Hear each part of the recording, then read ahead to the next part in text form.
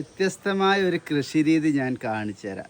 അതായത് കപ്പ നട്ടുക്കാണ്. നമ്മളെ നാട്ടിലൊന്നും ചെയ്യുന്ന പോലെയല്ല, നല്ലൊരു കപ്പ കൃഷിയാണ്. കുറച്ച് സ്ഥലമുള്ളൂ, ആ ഉള്ള സ്ഥലത്ത് ചെറിയ രീതിയിൽ കപ്പ നട്ടുക്കാണ്. എന്നാൽ കണ്ടു നോക്കി. ഇത് സംഭവം 4 ഓട് 4 സൈഡിലായിട്ട് വെച്ച് കെട്ടുകയാണ്. എന്നിട്ട് അതിൻ്റെ സെൻട്രലായിട്ട് കൊമ്പ് കൊത്തിയിട്ട് ഒരു പാട്ട വെച്ച് മൂടി വെക്കുകയാണ്. ഇത് മുളച്ചിട്ടില്ല, ഞങ്ങൾക്ക് എന്തൊക്കെ സംഭവം വരികയെന്ന് എനിക്കറിയില്ല.